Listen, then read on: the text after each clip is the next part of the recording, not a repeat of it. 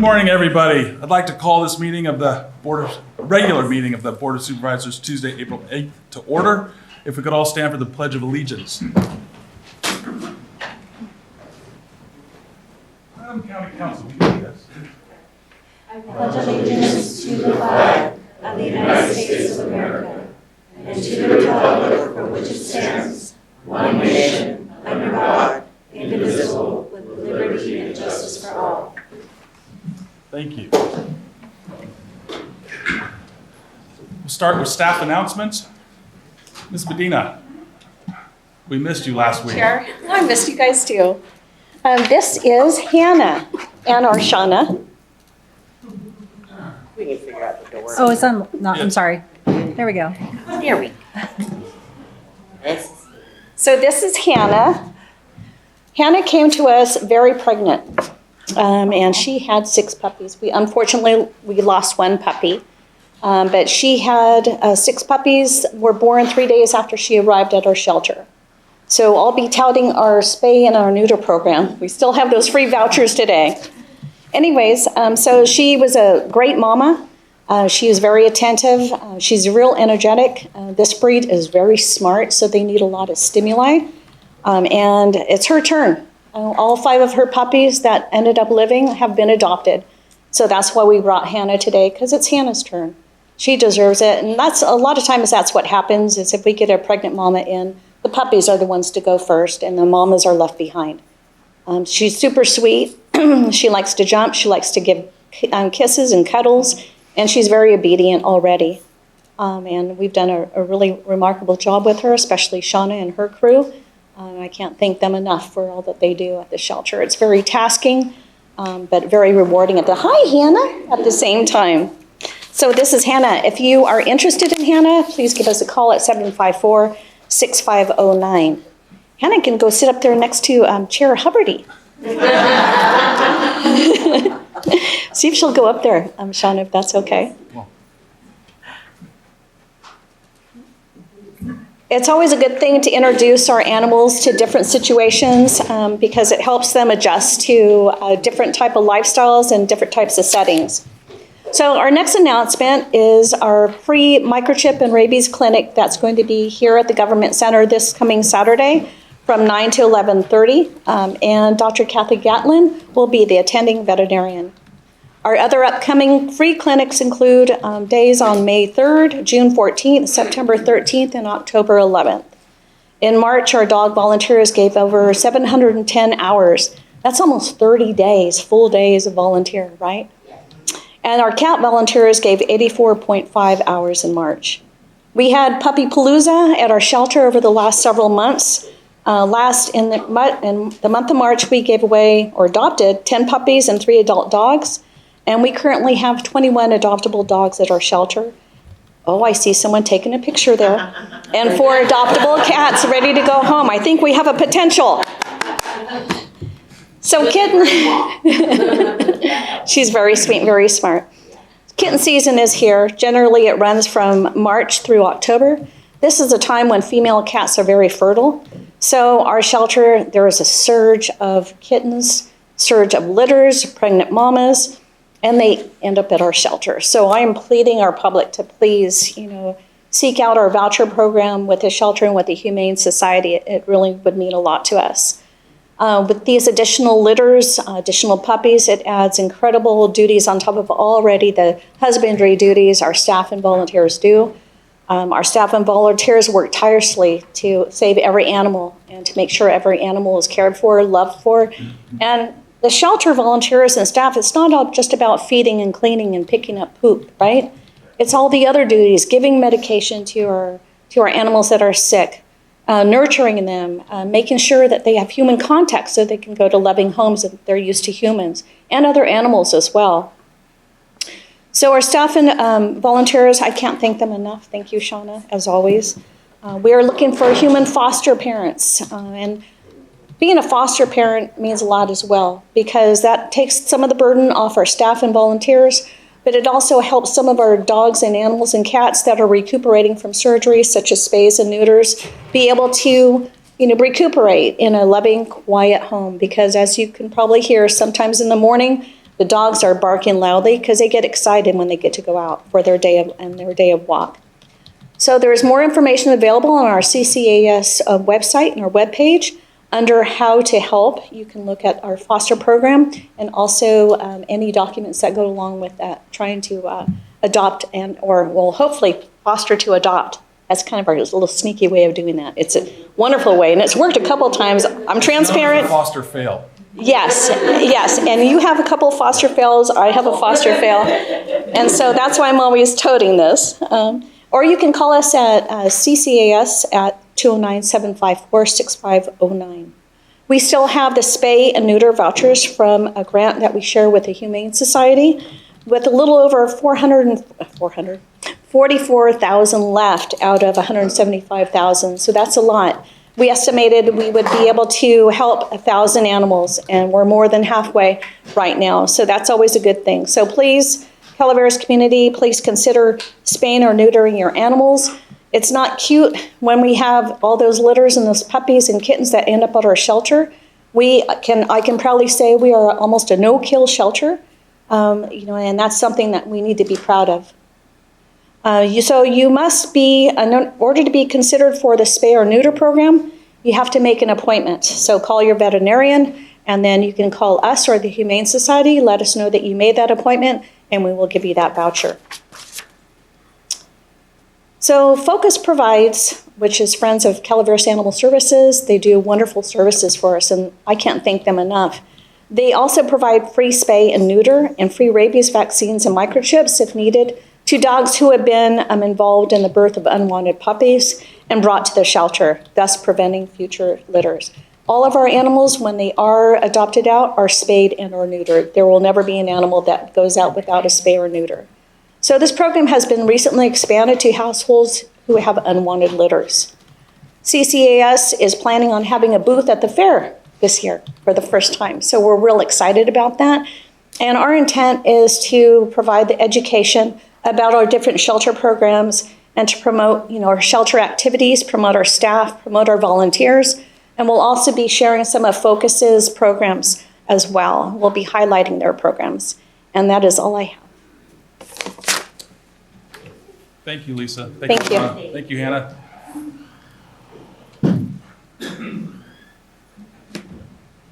Whoop. Mr. Holt. I gotta quit trying to follow up after Lisa's in the pits. I just let you guys know on April 24th, we're gonna do a full-scale EOC activation exercise. And as part of that, one of you may get a call. It will be prefaced with exercise only, but the same notifications, we're gonna play the same way that we would for a real activation. Get ready for the upcoming summer months. So that's it, thank you. Thank you. Morning, Jesse. All right. Well, good morning, Chair Heberty, honorable members of the board, Jesse Fowler, Agriculture Commissioner and Director of Weights and Measures. So I'm here to talk about kind of an odd thing, which is unsolicited seed packages that are coming in from China. So this is something weird. It's basically, there are across the United States, there are random packages arriving in mailboxes, and that's including here in Calaveras County, and they have seeds in them. Now, people might be thinking, what's so wrong with getting free seeds in the mail? Well, the issue is that we don't know why these seeds are being sent, and we don't know what these seeds are.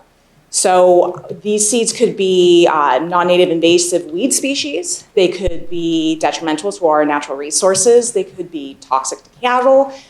They could be detrimental to agriculture. So I'm here to ask, if you receive a package like that, please, please, please don't plant it. Don't burn it. Don't throw it out. It could germinate. So please just bring it into our office so that we can properly catalog it, and then we can also dispose of it. We actually have disposal procedures that were given to us by the United States Department of Agriculture because, again, this is a national problem. If there's any questions on this, there's more information on our website, on our Facebook page, and also you can obviously give us a call, 209-754-6504. And again, any questions, I'm happy to answer them. Any questions? Okay. Super. Thank Okay, you. great. Thank you.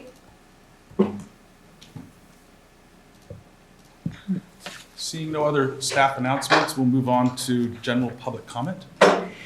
Any item of interest to the public that is within the subject matter jurisdiction of the board and is not posted on the consent or regular agendas may be addressed during the public comment period. California law prohibits the board from taking action on any matter which is not posted on the agenda unless it is determined to be an emergency by the Board of Supervisors. If public comment is completed before the 30-minute allotted time period, the board may immediately move to the next order of business. If public comment is not completed during the allotted time period, it will be continued as the last item of business in order to provide an opportunity for the remainder of comments to be heard. Thank you. Is there any public comment?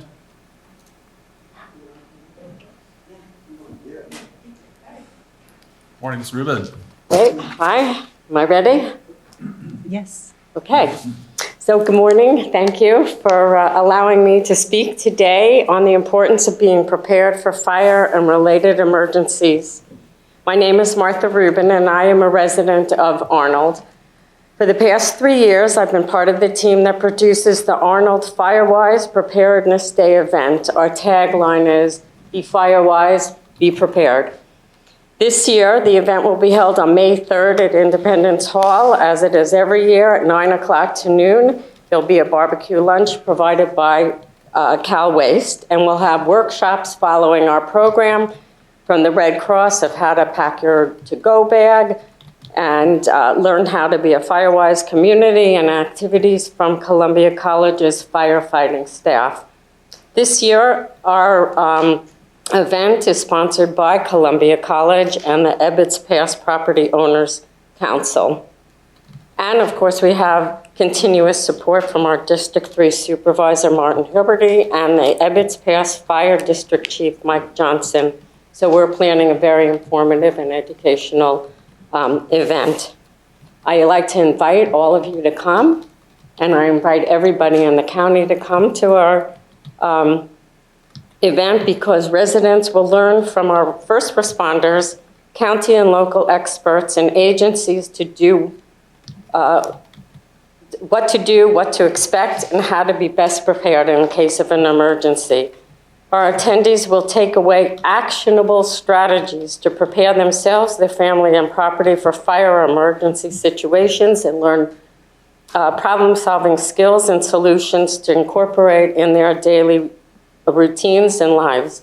By equipping homes and business owners with the valuable life and property information, along with ways to communicate if help is needed, and how to receive that information, then it ensures emergency preparedness action becomes an integral part of their lives in the mountain.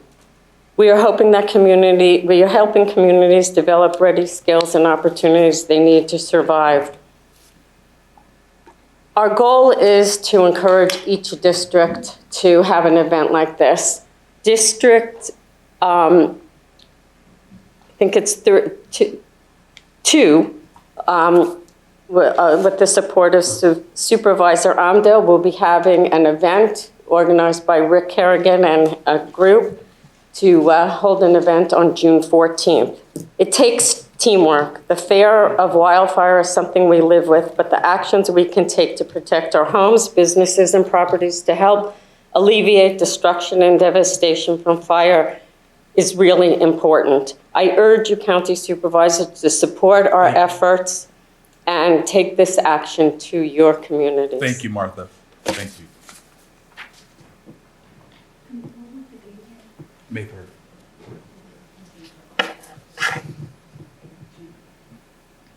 Good morning. I'm Marcy Powers. I'm a resident of Arnold. I'd like to tell you about another important event as we approach fire season. The Calaveras Forest and Fire Film Festival and Forum, Saturday, May 31st, at the Bret Harte Theater in Angels Camp. For the past several months, I've been working with my District 3 Supervisor, Martin Huberty, to bring the residents of Calaveras together to examine more closely how we can avert experiencing the trauma and devastation of a catastrophic fire. The film festival aims to raise awareness about the critical issues surrounding our forests, particularly our vulnerability to catastrophic fire, and the importance of responsible forest management and community ignition resistance practices.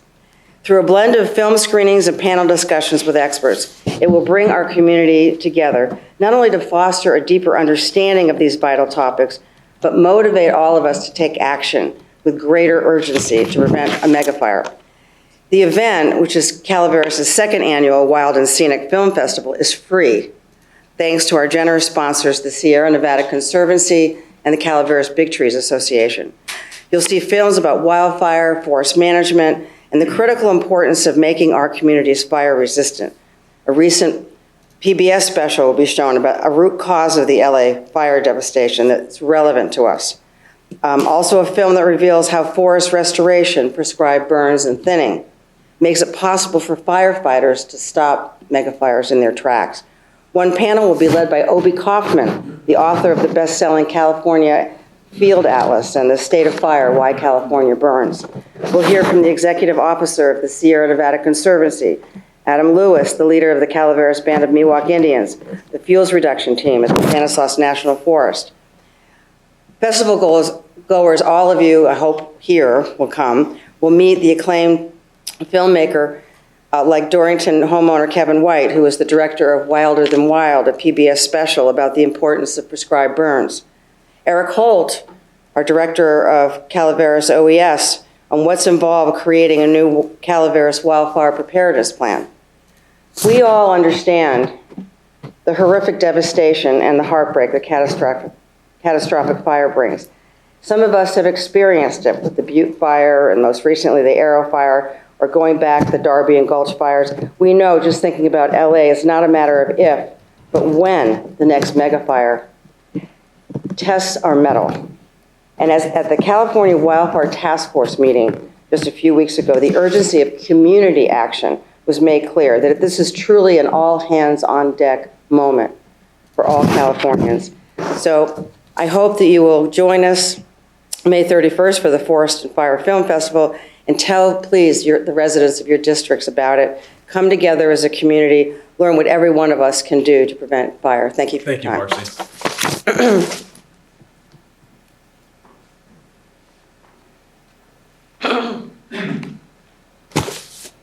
I'm Steve Marks from Copperopolis. Want to see if you guys can help us get our lake back open and so the residents can start boating again. Haven't heard anything on the level from the board on this issue, but it's kind of become a hot button point down there in Tulloch and that. So the lake was closed on February 11th, and I think it was February 25th, 26th, 27th, I took a class to become a certified boat inspector, decontamination. And I went up to Maloney's to look at their process. And then I went to the Tri-Dam meeting. And we've talked with Angie Montalvo, who's with Fish and Wildlife. And she's Northern California infectious invasive species on mussels and that. They said that Tulloch is a moderate. I think Comanche is extreme. But so we're just trying to, whether it's a committee, a lot of us don't work very well with Tri-Dam, so we're trying to look for some help to get dialogue with them. Let's see. There's a decontamination station over on South Shore that was put in 8 years ago that was never utilized. It was never brought online. And I mean, basically, we're being criminalized. Most of our boats have been in dry storage for months. And that, we don't think we should have to do the 30-day banding process. So that's about it. Just, you guys can give us a hand. So, any questions? Supervisor Fallendorf? I believe, and CEO Hitchcock will probably correct me if I'm wrong. I believe the next board meeting, we will be having a presentation from Tri-Dam related to the lake regulations. Is that correct? That's my understanding as well. And Okay. I think The big sticking point with all the HOAs is the indemnity clause. I mean, that's the thing that's kind of stopped everything. So, and I think we can discuss that at the next board meeting, but I just want you, the residents know of Copper, that the presentation will be coming in front of the Board of Supervisors at the next board meeting to, for the public to engage in that. Next Tuesday or? Yeah, Not 2 next weeks. Tuesday, in 2 weeks. In 2 weeks. 2 weeks. So, The 22nd. thank you. So, Yes, the 27th. Yep. all right. Thank you very much. Thank you. Steve, I'll call you after the board meeting. Okay. Yeah.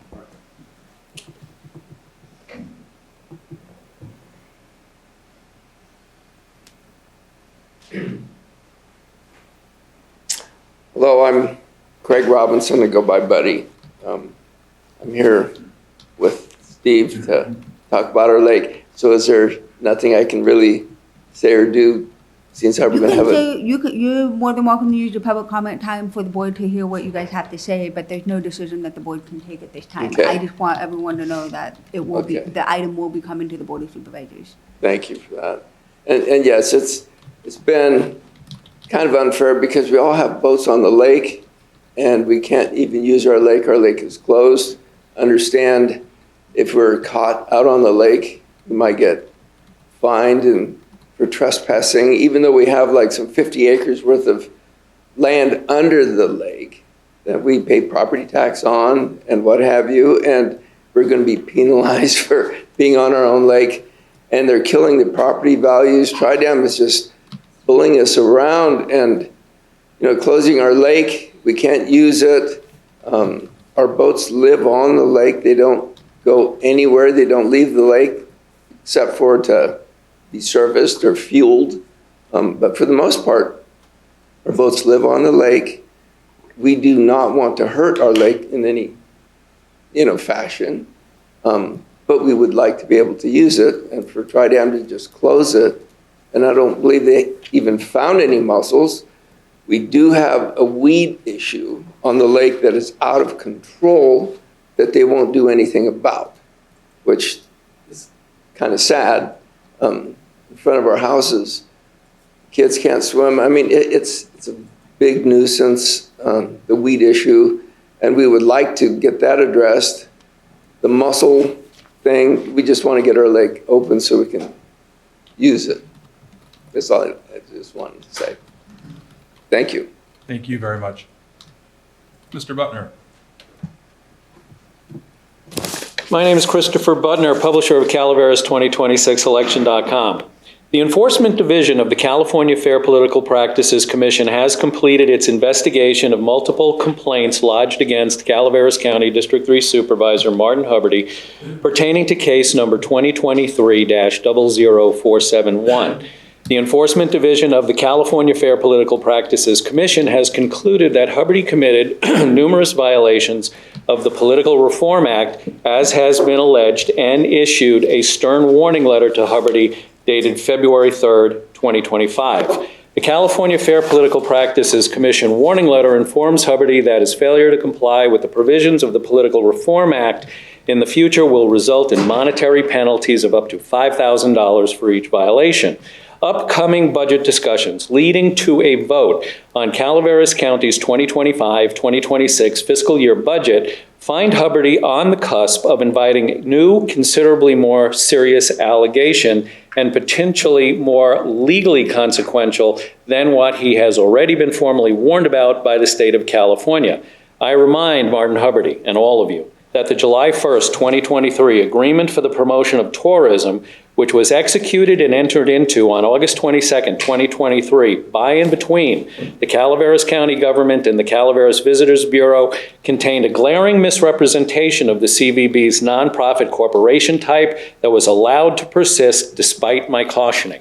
I remind Martin Huberty and all of you that the CVB's nonprofit legal type changed from California Public Benefit Nonprofit Corporation to a California Mutual Benefit Nonprofit Corporation on July 21st, 2021, effective upon recordation of amended articles of incorporation with the California Secretary of State.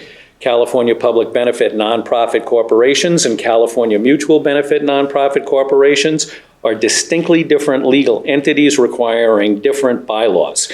As the executive director of the Calaveras Visitors Bureau, Hubbardie was legally and ethically obligated to accurately disclose the legal type of the nonprofit organization he represents that receives public funding from transient occupancy taxes.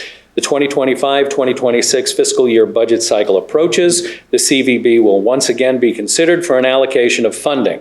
At the time of your vote in June, will the county's agreement for the promotion of tourism accurately reflect the CVB's legal type as a California mutual benefit nonprofit corporation? Or, following the vote, will it be necessary to file a formal allegation with the Enforcement Division of the California Fair Political Practices Commission seeking investigation of Hubbardie's persistent fraudulent misrepresentation and exposing the complicity of this delegitimized government?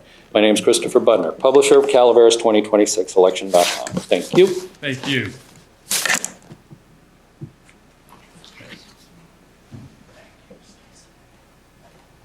Good morning.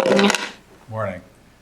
My name is Alicia Hanks, and I am the Director of Water and Energy Conservation Services at Amador-Tuolumne Community Action Agency. I am here to give you a report on the services provided to Calaveras County. In 2024, we provided utility assistance to 307 households with an average payment of $642, of which 113 of those households were without power or facing a disconnection. We provided weatherization services to 23 Calaveras households. So far this year, we have provided utility assistance to 152 households with an average utility assistance payment of $990, including 4 households with a disconnection notice or interrupted services. So far this year, we've completed weatherization services on 5 Calaveras homes and water saving measures on 2 Calaveras homes. ATCA is currently providing low-income residents of Calaveras County with PG&E or a propane payment, home weatherization services through our low-income heating energy assistance program and our Department of Energy Weatherization Assistance Program. We are also offering water conservation measures to the southern parts of the county along the Highway 4 corridor. So those are the counties that are part of the Tuolumne-Stanislaus watershed. We are currently hiring an outreach worker who will be stationed in San Andreas at Health and Human Services for 3 days a week to better serve Calaveras County residents. And we are working with Calaveras Health and Human Services to place them in the building so that they can be accessed by your residents. Services, applications are available at Health and Human Services currently. They're also at all the Calaveras County library branches. And they are accessible on our website at atcaa.org. Those are printable and they can be mailed in. Applications are also available by calling our office. We will mail one out to you. Great. Thank you very much. Thank you for coming and reporting out. I appreciate it. You're welcome. I'm glad to. It would be nice to partner. have actual, Yeah. on the agenda. Yeah. So Yeah, I'm happy to put something together with you guys. that would be nice. Thank you. Okay. Perfect. That's Have a good more day. information that I've heard in a long time. You're welcome. Have a great day. Is there any other public comment? Hi, good morning. My name is Jeff Dunmeyer, and I was hoping for some guidance from the board on a property that I have in Camp Connell. This property is one I purchased from the county tax sale in 2023, November of 2023, so a little over a year ago. And I purchased it because at the time it was zoned to allow for a single-family residence as an approved use. About 7 months later, the county adopted an update to its zoning code, and my property went from being buildable to not buildable, and depleting the value by quite a bit. So I was hoping there might be some mechanism where I could have the county assist me in either changing the zoning or letting my property remain in the old zoning so I could actually build. And I have not approached anybody at the county yet on this, so I was wondering if the board might have some feedback, and here it comes. Absolutely. Thank you. Anyone else? Or, Brett can help Yes. out from planning. Chair Hubbardie. Brett Sampson is our planning director. Okay. And he would be the one to work through this with. Brett Sampson. Okay. I've been told there's a planning commission meeting on Thursday. Does anyone think it would benefit me to show up to that meeting, or should I just?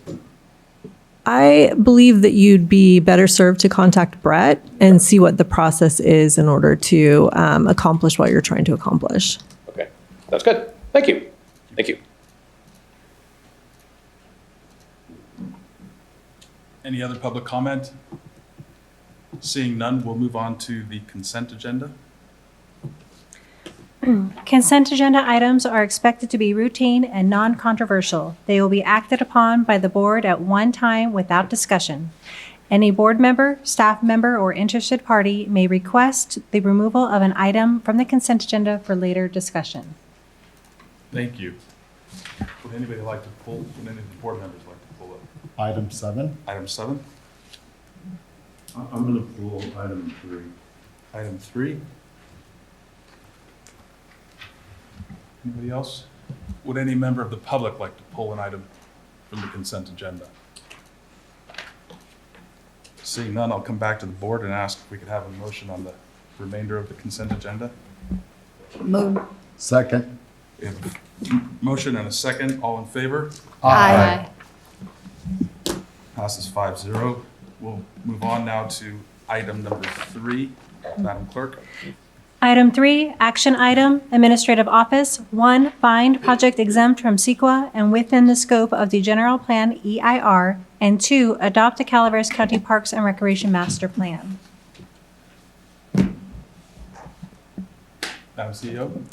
I just wanted to comment that this item is to finalize the process and adopt the county's first ever Parks Master Plan. So we're really excited that we finally gotten to this day. And I think there are some people in the audience who want to speak to this as well. So. Yeah, I told it, this has been a long time coming. I've been here on this board for a long time. And it's been a long path to get here. And I see Judy Allen is out there. She's been involved in the Parks and Rec for a long time also. So I pulled it so you could have a comment, Judy, if you like to. Yes. Excuse me. My name is Judy Allen. I'm chair of the Parks and Rec Commission. And I'd just like to add that all of the commissioners have had an opportunity to review the Park Master Plan. And we're pretty excited about it. And I would like to encourage you to adopt it. I'm glad to see all the favorable comments from the supervisors. And we feel that this is going to open more opportunities for grants for Parks and Recs by having this master plan in place. And we're also hoping that it's a, excuse me, a first step towards developing some parks and recreation plans in the community, and hopefully working with the Amador Parks and Recreation in a future joint powers agreement to develop more programs for this area, because we're really so sorely lacking in opportunities for kids during breaks, during summer vacations. We don't have summer camps, recreational opportunities right now, and this is something that the commission is really working on. And I believe that the Amador Parks and Recreation is now working on finding a site for a test program this year to see what kind of reception they get. So we're very excited about this, and I encourage you to adopt the plan. Thank you. Thank you, Judy. Is there any other public comment? With that, I'll bring it back to the board. I just want to say thank you, Judy. I think it was about 10 years ago on Foothill Parks and Recreation, a little side park thing. There was a moment you were thinking about throwing in the towel because you didn't think this would get done in your lifetime. More than one moment. Yes. And you know what? You stuck it out, and look, we aren't done. This is one small step towards getting towards success. So thank you for, picking up the baton and carrying it for so long. The torch. Thank you, Judy, for all you did. With that, I would like to move it. Thank you. Do we have a second? Second. All in favor? Aye. Passes 5-0. Thank you. And thank you to the rest of you on the Parks and Recs Commission. You all doing good work, you know. Not to discount what work you've done, because Judy. Great. We'll move on to item number 7. Madam Clerk. Item 7, Resolution, Human Resources, approve a resolution Y rating for the salary of Mark Kinzlak pursuant to County Code Section 2.64.435, effective no later than April 19th, 2025. I needed to pull item number 4. Sorry, is there an issue? Yeah, do you want, I voted yes on the entire thing. Do you want me to ask the board once? Yep. We voted on the rest of the consent agenda. We would like to, I would see if the board would be willing to bring back item number 4. Yes. I'm a yes. Yes. Okay, and revote. So, sorry, Judy, That's not to fine. interrupt you. However they want to move forward on it now, I'll leave it up to the chair. So the reason we're pulling item number 4. So can I read item 4? Yes. I'm sorry, I apologize. Sorry, Stacy. Item 4, action item, administrative office. 1, make public benefit findings, and 2, approve community organization district allocations to San Andreas Recreation and Park District in the amount of $225 and Bret Hart Union High School in the amount of $5,000. So I apologize to the board. The San Andreas Park and Recreation District had given us a quote for some work that they were doing on the county's behalf. The original quote was for the $225. They've since submitted a final invoice that came in slightly higher than that at $300. So we would like to amend the item to include a contribution to them of $300 in order to cover the cost of the work that they did on our behalf. Great. So we And can. this is a county park, business park. So, Right. yeah, right here in San Andreas. Super. So is there any public comment regarding this item? And so if we could have a motion. I move this item With the amendment? with the amendment to $300. Second. All in favor? Aye. Thank you. Passes 5-0. Sorry. Now, thank you. Now we can move on to item number 7. All right, you're back, Judy. Wait a minute, let's go on to Okay, Judy Hawkins, Human Resources and Risk Management. Good morning, Chair Haverty, members of the board. The item that we're bringing before you today is, as the board remembers, March 11th, your board voted to make certain changes due to an organizational review within the Public Works Department. And part of that change was in eliminating a position that during the org review was decided was best for the department. With the employees have rights within their MOUs to bump. And so the position that was eliminated, the employee bumped to the position of business administrator. And so now the current business administrator is bumping to another position that is lower in pay than what he is. And so we are Y-rating his position since this was a result of the reorganization. And so we feel that's why it falls within your rights to Y-rate them. Supervisor Stopper. Okay. Well, a couple things. I mean, the change would be approximately $2,452 more than what the current position would be on the Y rating. That's what it says in here. But it says this amount does not impact the department's budget. It doesn't impact the general fund, but any amount impacts the budget. I think that's language that we typically use when the money is already budgeted and then there's salary savings or something already in the department that covers it without any need for adjustments. Need for adjustment, but any amount of money to impact. But beyond the point, it says here, when an employee suffers an actual decrease in salary as a result of action taken by the county through no fault of the employee, the board may adopt a Y rate to apply to the employee so effective. There's some key terminology in there, like may instead of shall. And other things it says in there but that's beside the point. We're going into this new year, federal money has been cut across the top everywhere. And we're gonna get to a certain point coming up that we're gonna have to make some hard decisions because Health and Human Services is gonna see decreases throughout it in a lot of spots. There is some surplus in there, but I believe moving forward, from my perspective, us trying to retain services to the level they are right now with that money won't last any amount of time and it won't be sustainable. So we need to be pragmatic about how we move forward. And this is the core reason why I'm pulling this item to talk about.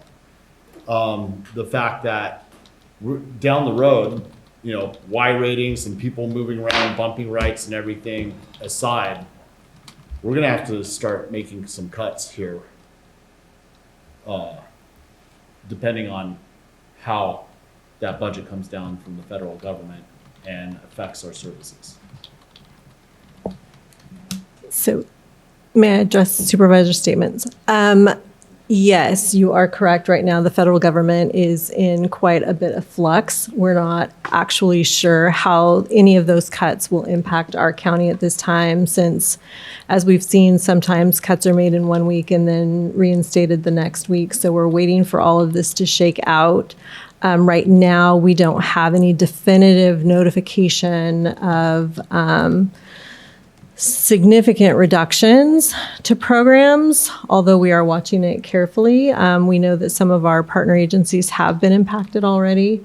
So again, this is something we're watching very closely through the budget process, as well as just the fact that if there's a downturn in the economy, we're likely to see lower tax revenues coming in from sales and transient occupancy tax, which are both significant contributors to our county revenue. So we are going through the budget right now. My team is being very diligent. We are, and this is just a note to departments, we are requiring them to come in at status quo. We do realize that things may have increased over the last year because of inflation, and that's truly a cut for them. But we are really holding the line on making sure that we're not increasing any expenditures in any departments over last year's appropriations at this time. And then we'll be looking closely at what our revenues look like in case we do need to identify where we might make actual reductions in budgets. So it is going to be likely a very difficult budget year, and we have already warned departments that we believe it's a difficult budget year, and we know that the board is very fiscally conservative, and so we are taking that to heart as we're developing next year's budget. Thank you, Teresa. That's my point behind this. So as we move forward, the board, we're making these types of hard decisions. Things like this, with our policies and stuff, we have read into it and make the hard decisions as they come along. Now isn't the time, in my mind, with this situation, but that's up to the board as a whole. Well, thank you for. But every cent counts. Yeah, thank you. Is there any other board comment? Is there any public comment regarding this item? With that, I'll bring it back to the board. I'll move it. Second. All in favor? Aye. Passes Thank you. 5-0. Thank you, Judy. We'll move on to the regular agenda. Madam Clerk, item number 11. Item 11, Agreement, Administrative Office. 1, find exempt from CEQA. 2, authorize the board chair to sign and purchase sign the purchase and sale agreement with BGK Real Estate Holdings LLC for the county's purchase and real property located at 509 East St. Charles Street, San Andreas, and 585 Mountain Ranch, San Andreas, for office space at a purchase price of $5,900,000 plus fees using human services funding. 3, authorize the county executive officer or designee to execute the certificate of acceptance and any additional documents needed to facilitate the purchase. And 4, approve the budget transfer associated with the purchase of the human services building. Requires a 4/5 vote of the board. Thank you. Mr. Munoz. Good morning, Chair, members of the board. Marcos Munoz, Assistant CEO. I am here today looking for approval to purchase the building located at 509 East St. Charles. The building is commonly known as the Human Services Building or the HSA Building. The purchase price is $5.9 million. So HSA has occupied the building since its construction in 2001. And it is moving into the final year of its lease with that annual lease estimated at just over $635,000. That's the rent price per year. There are several reasons for purchasing this building. The building's about 32,000 square feet. The current cost we are seeing for government buildings is coming in at $1,000 a square foot. So when you look at constructing a building of similar size, at today's price, that would be about $32 million. So the purchase price, again, is $5.9 million. The other reason is the building is up for sale. So depending on who purchases it, they may or may not want to keep the Human Services Department in the building. And with over 100 employees in that building, it would be very difficult to find another building located in San Andreas to keep them all together. It'd be more likely that we would have to separate folks out. And then again, depending on the cost to renew, as this lease is up in a year, it could go up. So right now the rent is $635, but depending on negotiations, that price could go up. Funding for this building is specific to human services. It can only be used for human services activity. This is one of those allowable expenses, and it cannot be used for any other department in the county. Currently, the fund balance of human services is right around the $15 million. So while this is significant in the long run, it would ultimately pay off. Any questions from the board? Supervisor Toffenelli? Yeah, do we have any idea or any paperwork or anything on the annual cost to maintain this building? On the website where this building is up for sale, it does list that the current maintenance of the building is $80,000. That's what they spend on. 80,000? 80,000, yes. And do you have any idea when the last time the roof was replaced? I do not know when it was exactly replaced. I do know right now, per our lease, we are responsible on any maintenance inside the four walls. I know the parking lot was recently repaved. Yeah. Okay, but we don't know, and we never had the roof inspected before we brought this to us? We have not had the roof inspected. Okay. Can we have it inspected? We can I'm just definitely concerned with the size of the building and the amount of damage that could be done. We're through the rainy season, basically. There could be some coming up, but heading into next year, we now own the property. At least we should know the condition of the roof. Yeah. We did have a structural review on the building. I don't know that they specifically looked at the roof, but we can definitely take a look at the roof. Okay. All right. Thank you. I'm going to piggyback off of what Ben said earlier. I know you said this is one of many uses that they can use this fund for. And I know you're very diligent, Marcos, in budgeting, but just out of caution, is there going to be money left in health and human services for other needs should something happen? I mean, I know that there is a need. We can't afford to build them another building if we don't get the lease. I hear you on that. But I also don't want to short us and this be the reason why we may not be able to fill positions when things start coming down the hill. I just got back from RCRC. Other counties are losing complete departments because of the funding. And it's not just Health and Human Services. They are losing the Public Works Department. They are losing other services to provide to the constituents. And I am the fear in that room. I don't want to, I don't want to be looking at employees in the eye because we do not have this conversation now. Oh, you are correct. CEO Hitchcock mentioned it. Right now, federal funding is in flux, and that is also impacting our local funding. And we're seeing impacts across the whole board. So yes, funding. This is one-time dollars that we have in our contingencies. This is not ongoing money, so this money could essentially be a stopgap for a certain period of time, but if funding drops, if this funding was to run out, we'd have to look at reductions other places. So Health and Human Services understand that if we use this money out of their contingencies, there is no other cash flow to stopgap other issues or push the can down the road for another year if we spend it on this building. I just want to make sure everyone understands that right now we're having this out in the open.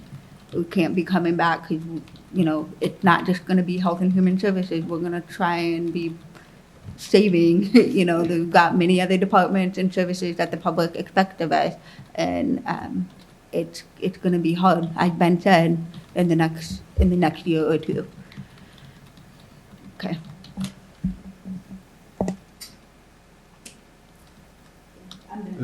Any other questions? I want to thank Amanda for bringing that up because, to that point, if some things do get cut, how much of that building will we occupy?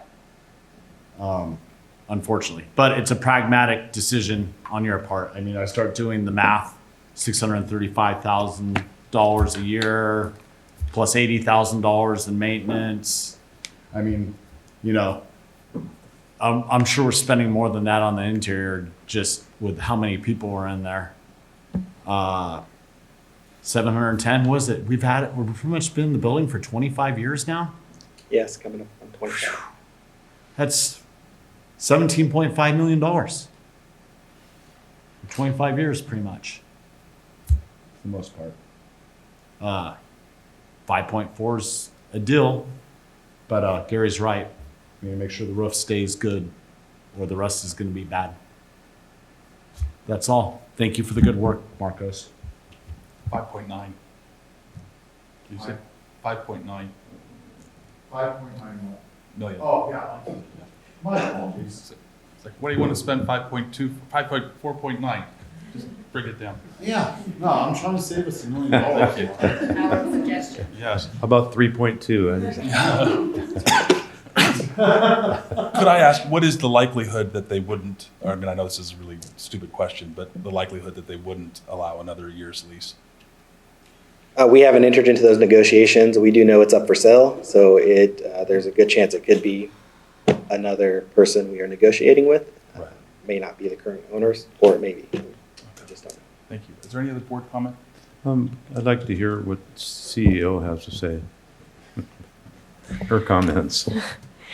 So I do believe that this is a good investment for the county. I do know that we are coming up on some challenging budget times this particular year, but there is a contingency fund. I think Marcos mentioned that it's around 14 million. This is only 5.9 million of that contingency that the department has. It will have the effect of an ongoing savings for the department in their rental costs. I know that the maintenance has been $80,000 a year. The amount of rent we've been spending is $635,000. So you're looking at about a $550,000 per year savings, which at that rate in 10 years will be far better off. And we've already been in the building for 25 years. So I believe it's a prudent expenditure of funding, even though we are headed into a very difficult budget time. It is an asset for the county as well. So I do believe that it's something that we should invest in. That would be my recommendation. Can I make a clarifying point? So the $80,000 is what the realtor has listed that their clients are currently putting into it, not what the county's putting into it. it. So just want to clarify that. Question of, Gary asked a question about the roof, so if it comes back that we do need to do some maintenance or even replace the roof, will that be coming out of the contingency fund? The building would be purchased under the Human Services. They will occupy it. Their funding would essentially pay. Okay, so we will not be seeing it back out of general fund? Not general fund dollars. They also, their fiscal person has reached out to the state. They have to run it through their claim. They claim depreciation on the building, and so it acts as if it's their building. So will they have their own CIP just for them, so it doesn't come under general fund? They don't currently have a CIP. It would fall under our CIP, but it would be funded by their dollars. Okay. That would be a separate thing then, because this now will be a county building, and it falls within the scope of the county building. So a CIP, if anything needs to be done on that, including the roof replacement, you're saying other than what's going on with the rest of the CIPs, county buildings, coming out of general fund or wherever we designate the funds from, this would be set up separately? It would be a county asset, but Marcus is saying the funding comes from Human Services. Okay, I just wanted to clarify that. So typically, we charge back to the federally funded programs for expenses that are specific to their department. So if it's an expense specific to them, then we would charge it back to them.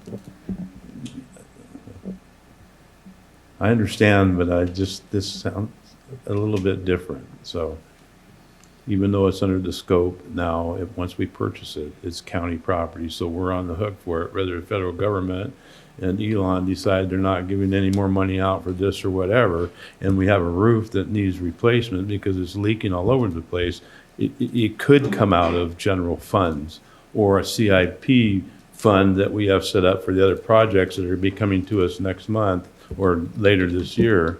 There's a possibility, depending on what happens in the future, that it could be, because it is going to be a county building. Correct. Yeah, the general fund is a backstop. We can make the decision. Yeah.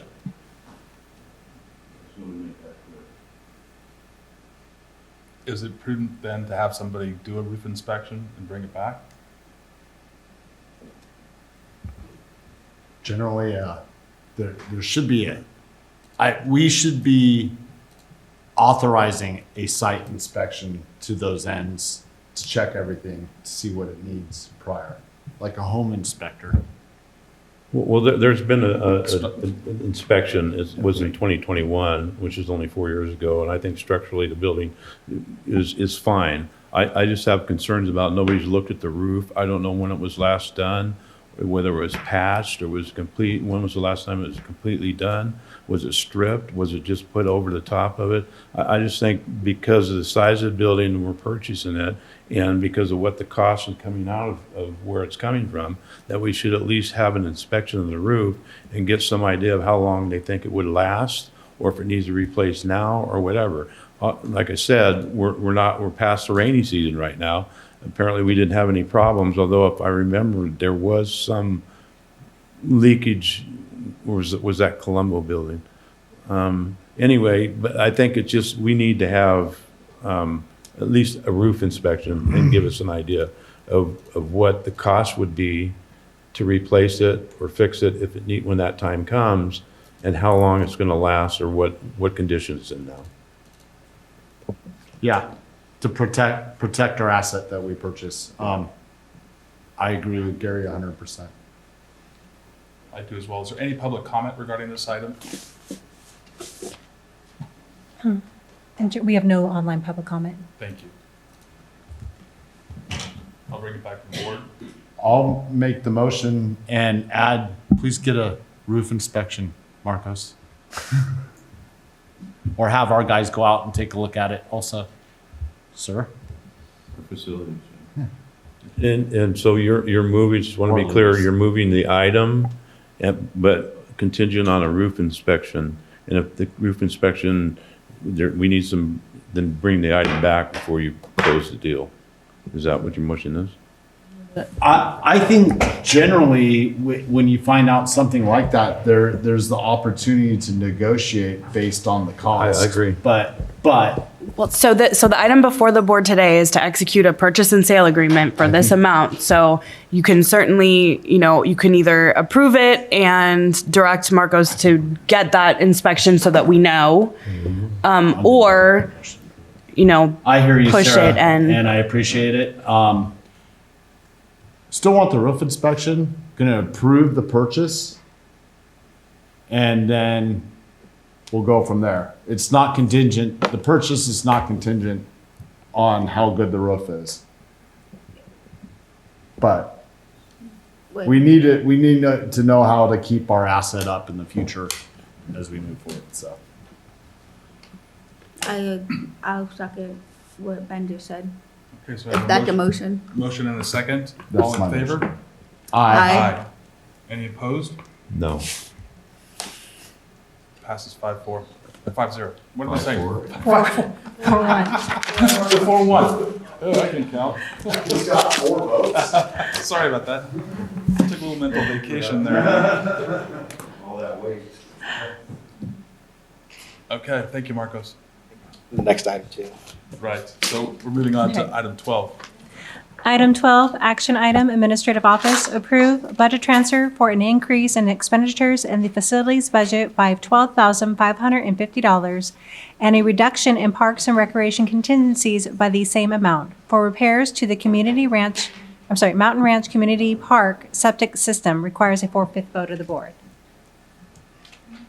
Marcos. Greetings. I'm here to request an increase in appropriations to the facilities budget in the amount of $12,550. So back in February, on February 25th, during the mid-year requests, I presented replacing the septic tank at Mountain Ranch Community Park, which was failing. The amount requested back then was based on an engineering estimate that came in at just under $30,000. The board directed me to go out and get actual quotes to determine the actual price. So we did that. We reached out to several contractors, and we came in with the low estimate of $12,550. And so since this is no longer a CIP project, I'm just looking for the appropriations of $12,550 to go and fix the issue.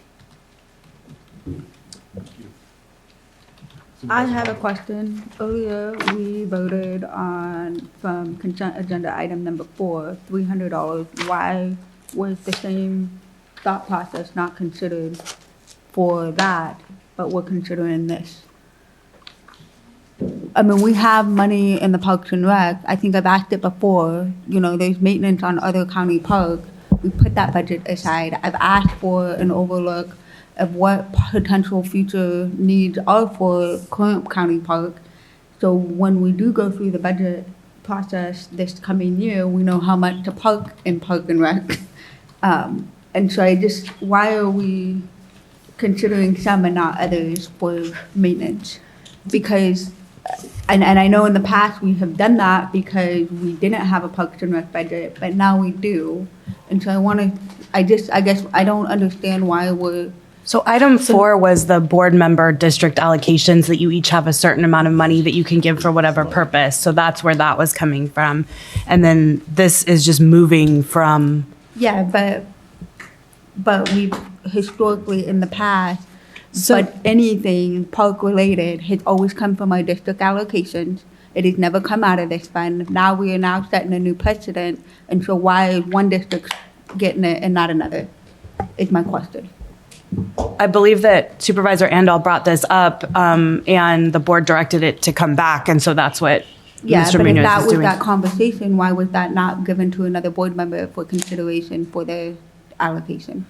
We didn't say bring back the TOT money we put towards the districts. We said bring back what the cost was. Correct. This is this is just bringing back an item with previous board direction to bring back. Right. And so she's asking what the thought process was, putting the Parks and Rec's TOT money behind it as opposed to Supervisor District 2 stepping up and putting their money contingent on fixing it, unless the former. And it can be a supervisors discussion anymore. for another time, but I think I've asked that over the last couple months. I've internally and externally out in public, and I think we need to have another robust conversation. I'm not supporting this, it needs to be done, it's a health and safety issue, but it brings up another topic of budgetary conversations, because we have all given up over the last, since we've all started this program, out of our local district funds that maybe we would rather give to another organization now that we actually have a Parks and Rec budget.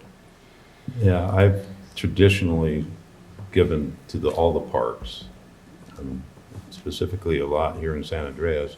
One of them's not even, I gave a lot of money to, is not even in my district anymore.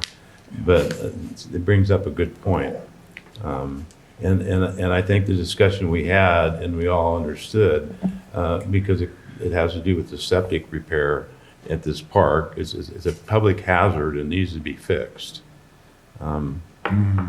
Regardless of where the money's coming from at this point, but it's a good point that you're bringing up, Supervisor Fallendorf, that traditionally funds have come from our specific funding that we have I for each appreciate district. that as well. I've done the same. We had an infrastructure problem with the Murphy's Park, and it was a grease trap that nobody knew about, but that was what that $3,000 allotment was 2 meetings ago went for.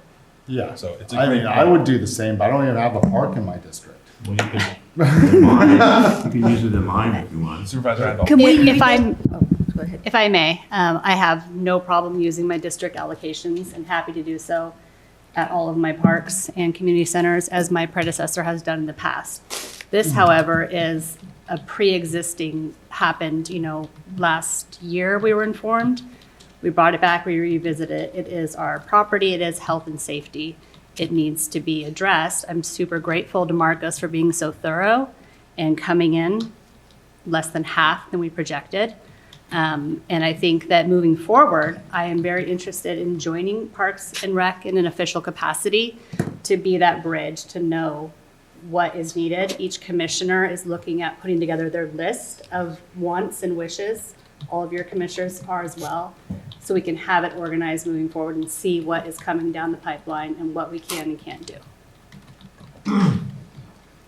That's good strategizing moving forward, but you have Railroad Flat Elementary in your district. That's where all your money's going. And I get that. I'm a big Sorry. district. I'm a huge district. I have a lot of communities. Yeah, I'm not complaining on them, and I completely, last time I came at it pretty hard because, there's quite a few different things across the board that District 5 is shorted on as opposed to other districts. So I need to make my voice heard in standing up for my constituents. That said, I understand the need. We don't need to start an environmental catastrophe. I will support this item. Thank you. Is there any public comment regarding this item? Ms. Allen. Hello, Board. I'm District 2 Parks and Rec Commissioner Kate Allen.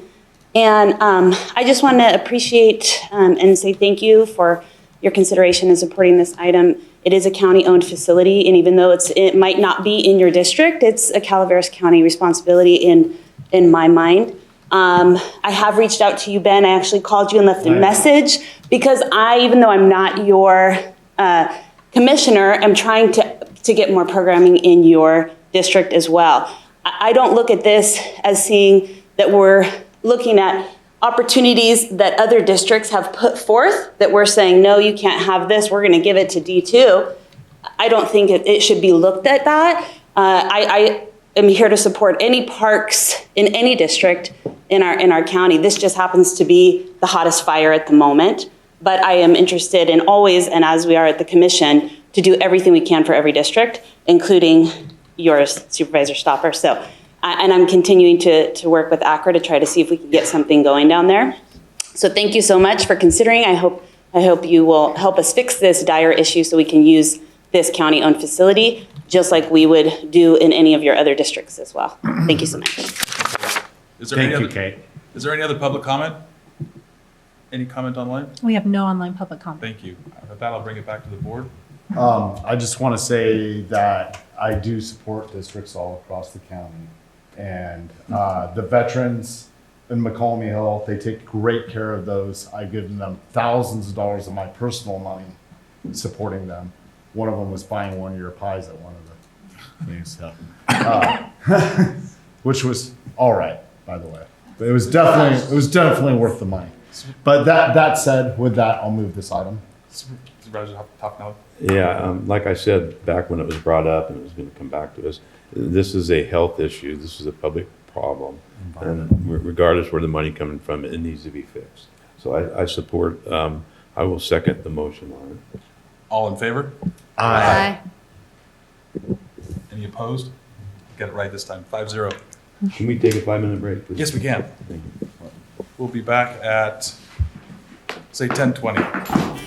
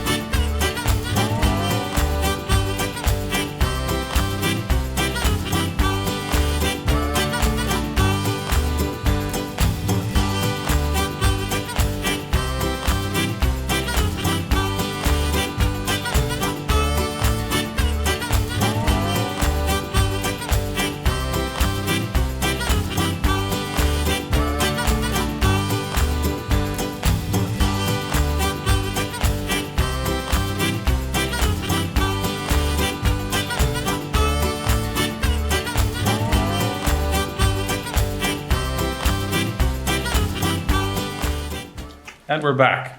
Madam Clerk, will you read item number 13, the last item on our regular agenda? Item 13, informational item, behavioral health. Conduct a study session and provide staff direction on CalAIM funding opportunities to develop transitional housing. Thank you. Ms. Alt. Is that on now? Yeah. Okay, sorry, thank you. Wendy Alt, Behavioral Health, Calaveras County. And this is Leanne Burns with Calaveras County Behavioral Health as well. And we're here just to give you an informational overview of CalAIM funding, not to make any decisions today. And online, we have Michelle Meldon, who you've seen HMA contracts come before you. So I thought it would be nice to have her today to just go over a lot of the work that she does with us.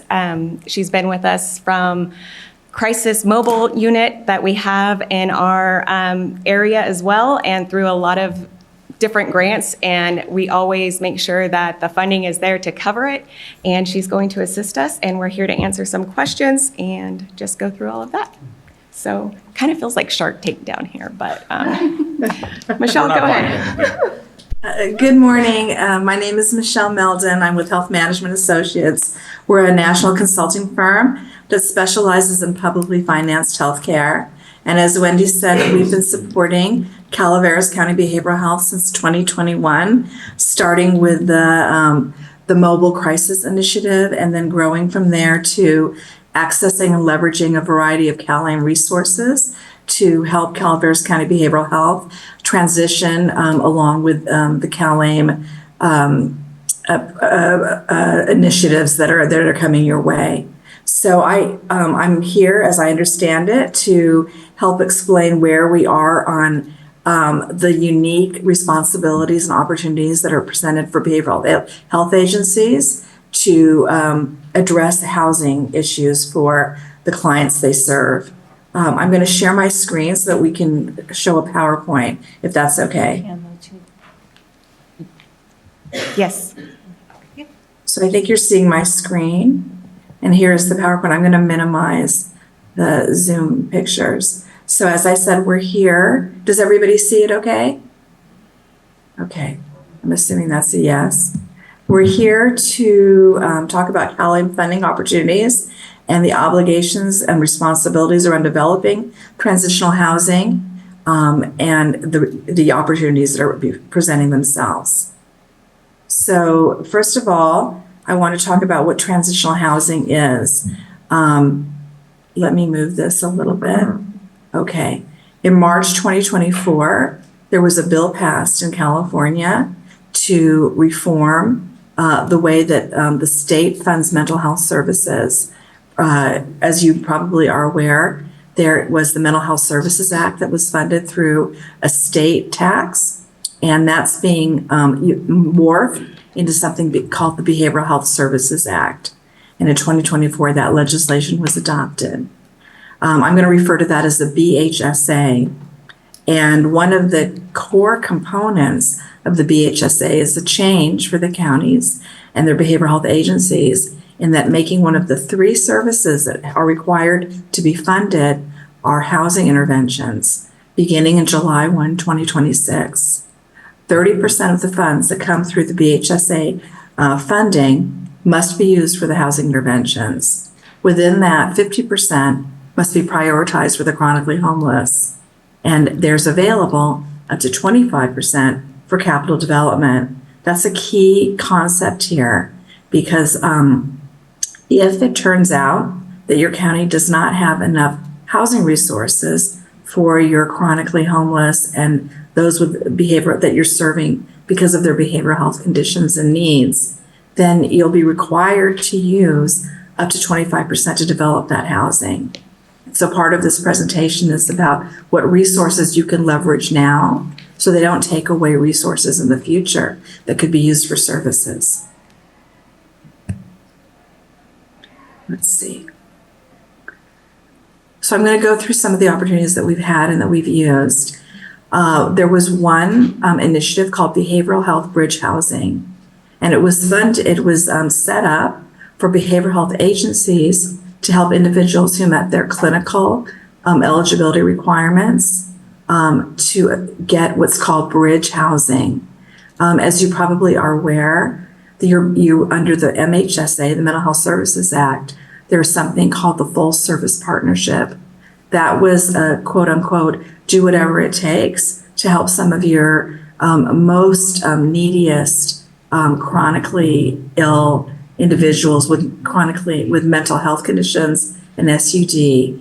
And they were sometimes referred to as your frequent flyers, the ones who are really utilizing resources in the emergency rooms, and they weren't availing themselves of services. And so the idea of FSP was to reach out and entice these individuals to get services and to get housed.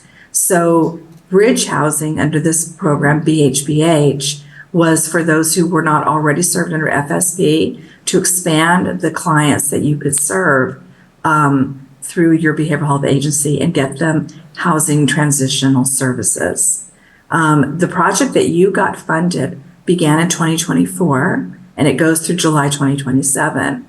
It included support for different kinds of housing support, emergency, short-term, and long-term. However, because of the deficit of resources in your county, the only option that you've been able to use so far is Angels Inn, and that's for month-to-month short housing. More about behavioral health bridge housing. It supports the behavioral health agency not only with the funds for the transitional housing, but also the case managers who support those clients. Those case managers work collaboratively in your community to help find those clients longer term solutions. For example, they need to apply through your housing community programs agency, and they sometimes need extra support in identifying the paperwork and navigating that system.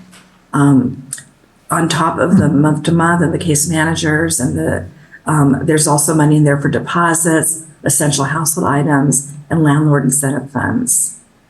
One of the issues is that because of the lack of housing in your community, you are not spending all of that BHBH money. It's just sitting there. The state would like you to spend it, and we have talked to the state about whether there's flexibility to move it to other uses that weren't in the original plan. And the state has given us permission to make a formal request to move that into potentially purchasing and renovating more transitional housing. They needed to go through a couple exceptions to give that to you, but one of the requirements for that is that they only would give you that funding if you think that renovations could be completed before the grant ends in July 2027.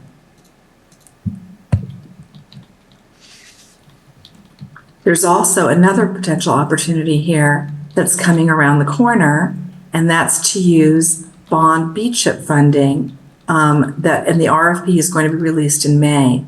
Now, your county already has received funding under one grant to consolidate the location of your behavioral health services and develop a peer wellness center.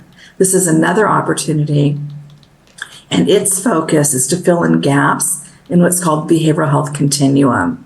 One of the identified gaps statewide is, again, transitional housing, recognizing that there are people who, because of their mental health conditions, are moving from homelessness to hopefully long-term housing, but some of them are not ready for long-term housing and some of that housing may not be available. So it's the idea is that there's a transition to go from here to there.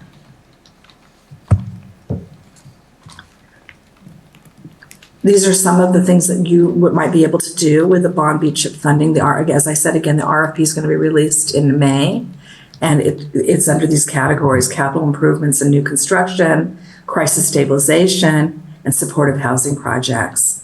The reason that we're bringing this up is that in the event that you want to take advantage of the BHBH funding that's sitting there and available to begin the purchase or renovation of a building, if it turns out that that's not the entire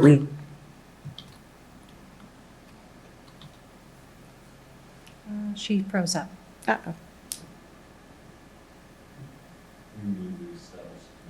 Michelle, you have frozen.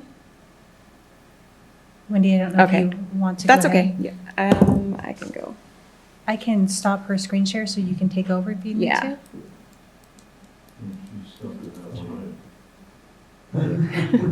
Will you just tell her that? I'll go ahead and, I'll stop hers. yeah, and then I'll share. There we go. And then I just share mine and it'll go. Yeah, and then, right there, perfect.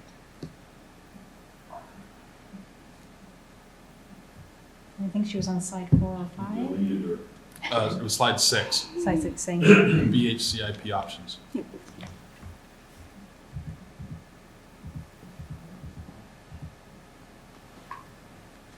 Well, back one.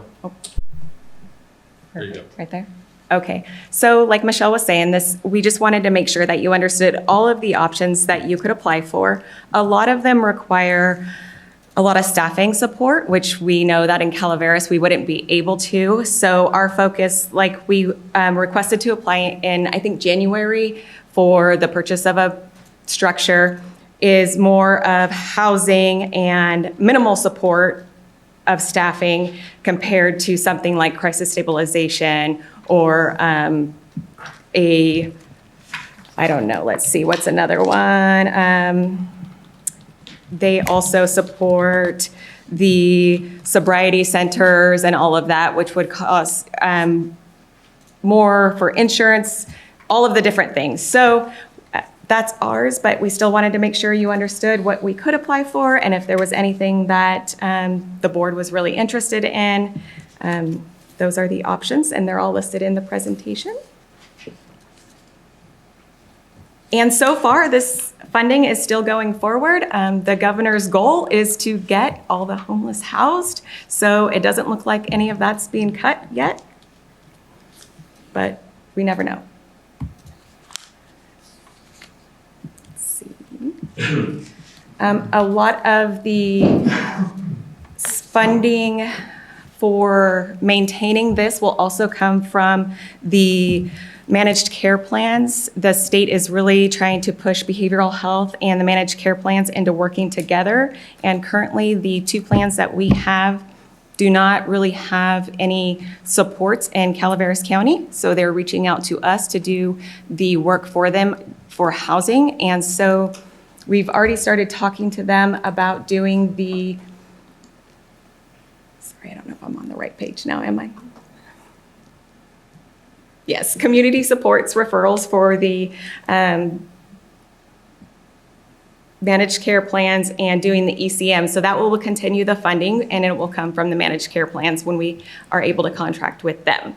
So that will be continued funding. And then if we also are able to contract, whether it's with probation or housing, whatever that is. So that will be the continued funding. And then of course the FSP will continue to have those funds, or which will switch over to the BHSA, which Leanne could speak to on that portion, if you want to give a little bit of what that looks like for the housing part.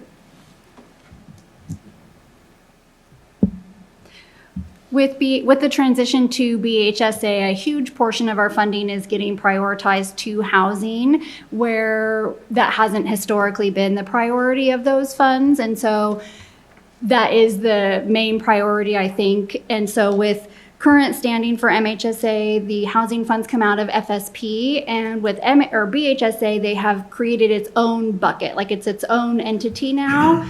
And those funds have specific rules within it. And as Michelle had explained earlier, it's the 30% overall, and then the 25% for capital development, and then a portion also for the chronically homeless.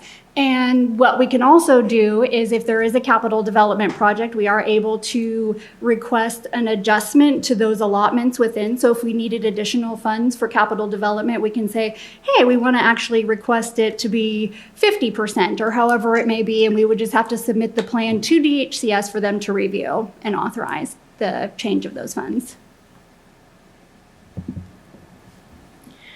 So currently we house clients,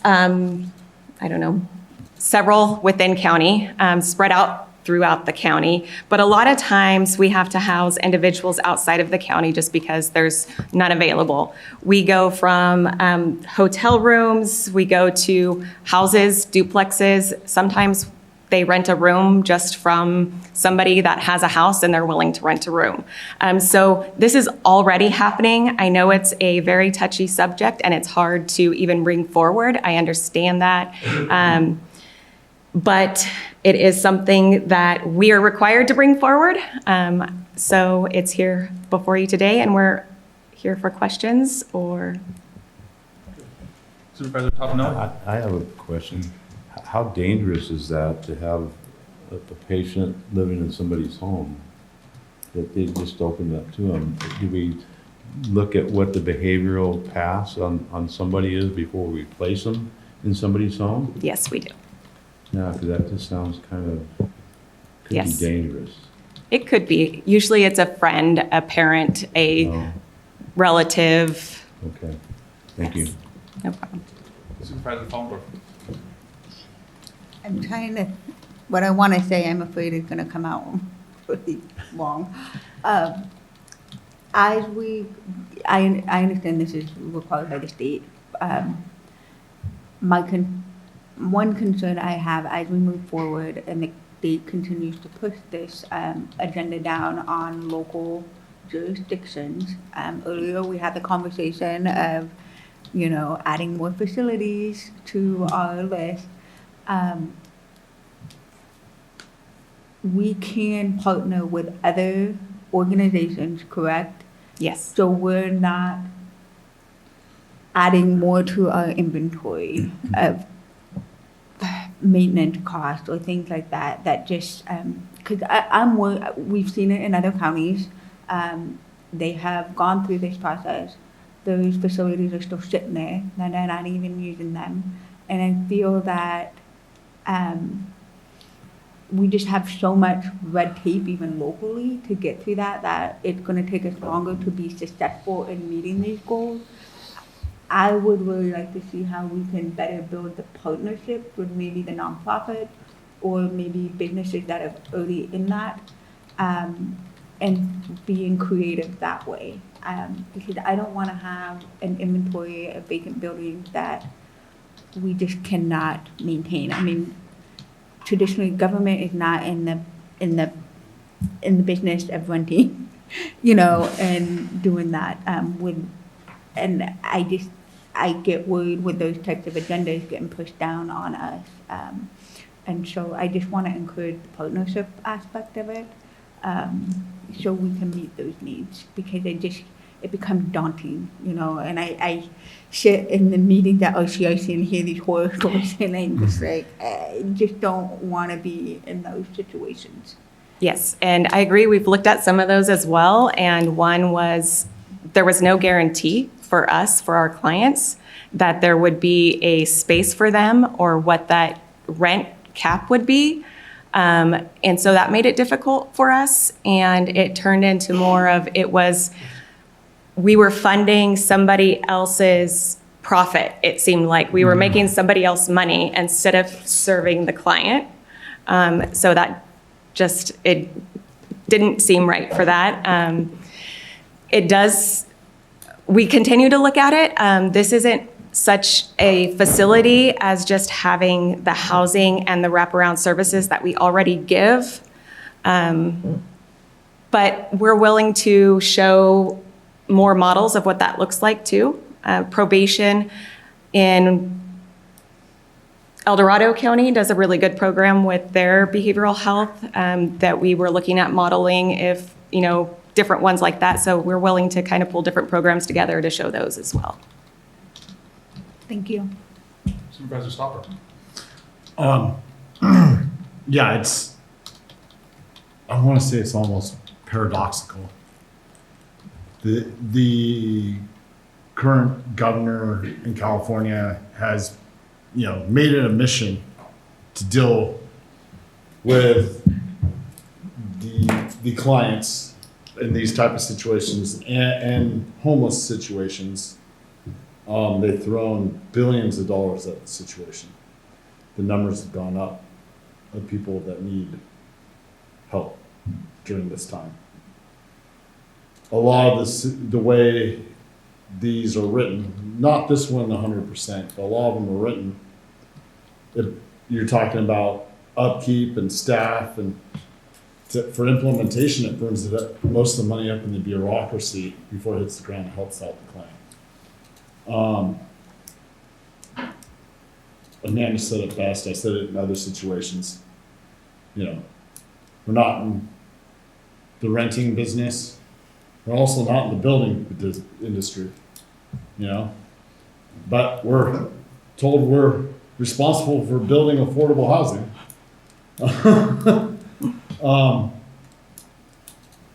I don't know the solution. I think a lot of the paths given to us are not attainable. Other ones, they can give us more money.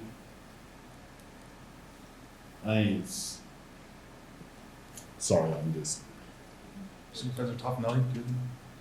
I don't know, when you said more money, you were shaking your head yes. I'm like, yeah, we could use more money. I do have a question though. If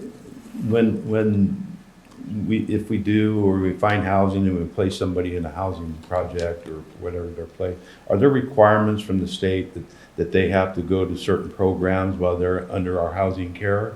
Is there any requirements other than we just place them in the house and okay, next? No, it's up to us on what we would decide for that, whatever we purchased. It depends on what we purchase and what we build. Each individual is each individual, and you make the requirements based on that. Okay, but there is no state requirements other than just build the housing and put them in it. Well, it would, so you have to meet the requirements of one of those things. So transitional would be allowing 6 months and 1 day, I believe. So in order to get them stable, we would say they have to meet the criteria. We would expect them to come to substance use or mental health to get their therapy. All of those things would be the reason why they're coming there. And then the long term was said 24 months. At the end of 24 months and they haven't done any improvements or anything, do we just say, okay, thank you very much and kick them out on the street again? Or do we find some other program that we can put them into so they have some housing? That is usually what we do, or we start calling shelters for them with them. Thank you. Thank you. I do have one more thing. I heard it earlier and I kind of made a comment to Teresa. So a lot of these people that were renting rooms out to, they're staying with family. So they're in the business of making money off of us to house their own family? Sometimes. Okay. That's true. That's true. And I hear that concern, and I know what I said earlier, that essentially that abuse can happen. I just get worried about accumulating more buildings. And then next thing we know, we're gonna have a higher facility manager just to do houses. I mean, that's just not what that's just not that it traditionally not has been our role, and we're stuck with these agendas that just don't work. And it really needs to go back to the state to take care of, if this is what they want to do. Could I ask, is the Angels Inn the only facility that you use, a hotel facility that you use in the county? No, that's just currently the one we're using for BHBH. Okay, thank you. How long have you been using them, do you think? For a long time. It's I was just, gonna say, I work right across the road, and I just want to say that we've never had an issue. We had one lady who took one of the Bibles out of the bedside table and hid it in the old Beth. But other than that, I think you guys have been doing a fabulous job. Thank you. Well, you bring up, maybe we can talk about, I'm worried when the park opens, we're gonna have some issues. Yeah. If it increases the population there. Yeah. And I've already heard from the local jurisdiction about that. Okay. I think it'd be helpful to see examples of what is working in other counties, what isn't, to look at and try to learn from, as Amanda has.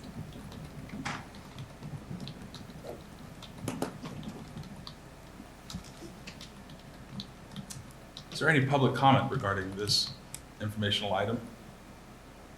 Any other comments from the online? We have no online public comments. Thank you. Any further comments from the board? Thank you. Thank you. Thank you you. very much. Thank you.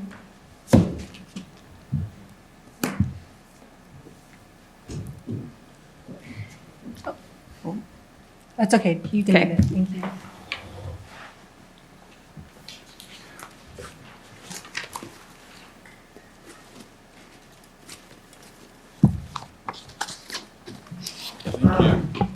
Let me know when you figure it out. I will. And we'll move on now to supervisor announcements. Madam Clerk. In compliance with Government Code 53232.3D, board members shall provide brief reports on any meetings attended at the expense of the local agency and may make other announcements or report out. Supervisor Stopper. Thanks.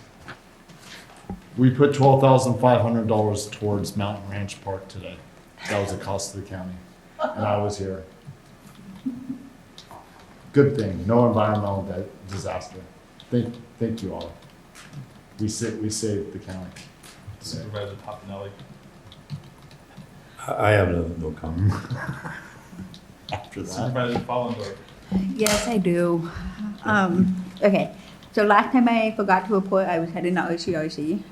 So since then, I attended RCRC. It was a very lively meeting that day. We discussed a little bit of concerns here earlier. A lot of counties, and it's just not the state of California, it's nationwide, are really getting hit with SRS funds, where they're having to close entire departments, unable to provide services. Just our neighbor, Alpine County, is going to be having some really hard conversations with their budget. So it is hitting close to home. Luckily, we don't have a whole lot of money that we are dependent on compared to other counties. So it's really hard to relate other than just be empathetic to those counties that are going to be having some difficult budget years. Given we may have a deficit, really minor. Our problems seem to be very minor in the scope of things under that microscope. We've got our own problems, don't get me wrong, but it's really gonna hurt small rural county and local government across the nation. There was a discussion on trying to get the Fed to refund that. It is not, neither the Democrats or the Republicans are willing to move that forward. And the next part of that conversation for SRS funds will not happen until October to even be considered in the federal budget. So it sounds like it's a non-starter. The next biggest spend thing was we had a presentation from the Secretary of Natural Resources from the state of California, and wolves were a big conversation. I'm sure you've seen our other counties up in Modoc, Lassen, and just recently Sierra County has issued an emergency for wolves. The other thing that really didn't come up then, but has since been a big conversation in the last week, and Ben, I don't know if this has been a discussion on fishing and wildlife, but coyotes. There is something that is getting passed with fishing and wildlife to limit the amount that property, especially ranchers, can kill coyotes. And it's becoming an issue. So it was a big discussion at the cattlemen's meeting on Saturday night, among other things. But I don't know if our local fish and wildlife need to start being active in advocating for that, but I just want to put it on everybody's radar. And obviously lions was another conversation at OCIC too. Consistently deprivation permits, yes. Along with our CRC, there's your Jack was definitely in communication with us. Okay. So next RCRC, the June RCRC meeting will be in Modoc, and there will be a more robust discussion on these items, and the Secretary of Natural Resources for the state of California will be there.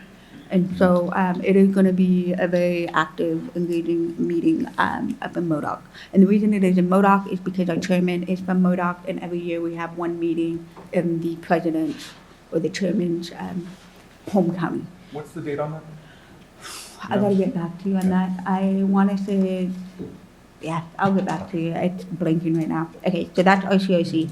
A lot going on. Next is Martin and I, along with county supervisors from Alpine County, was on a VPAC meeting this week. The highway is not going to be most likely closed an extra day for bike and pedestrian. I think the bump in the road is that a organization locally has not picked up the torch to be the host. Caltrans will not be the host. They will support the permit process, but they're not going to be the host. So that is moving where it should be, and hopefully we can focus on things that actually we can get some projects actually done. And then since then, we also had a COG meeting. And there is some funding for wildfire mitigation. I was trying to look it up actually yesterday to talk today. I will reach. Do you remember what it was? It was like five. Yeah, but Caltrans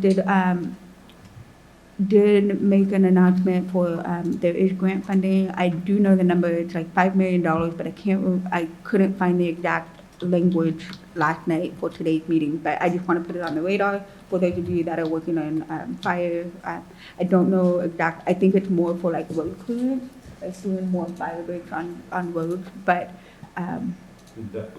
that was more of an announcement from John than it was actually through COG.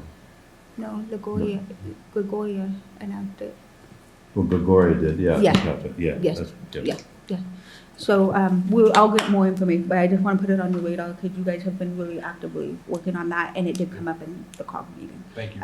Okay, sorry. I am done. Thank you. Supervisor Randolph. That's why I need to remember. I know.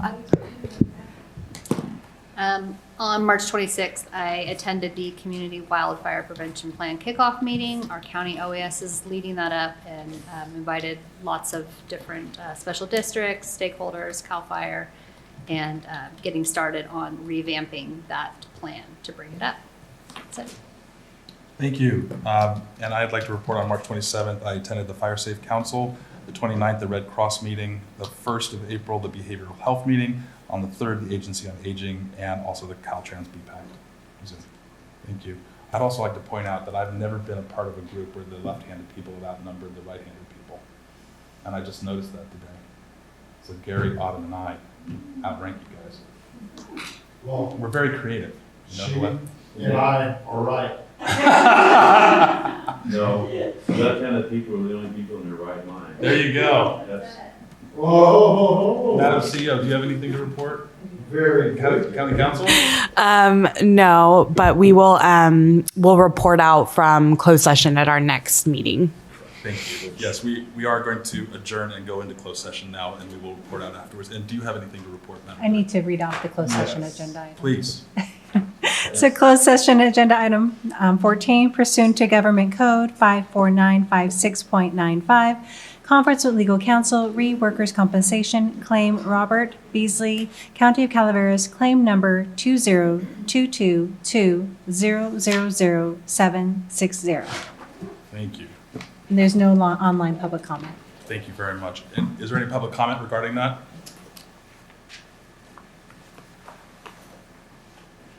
No. Seeing none, we will close the meeting. Thank you at 10:55.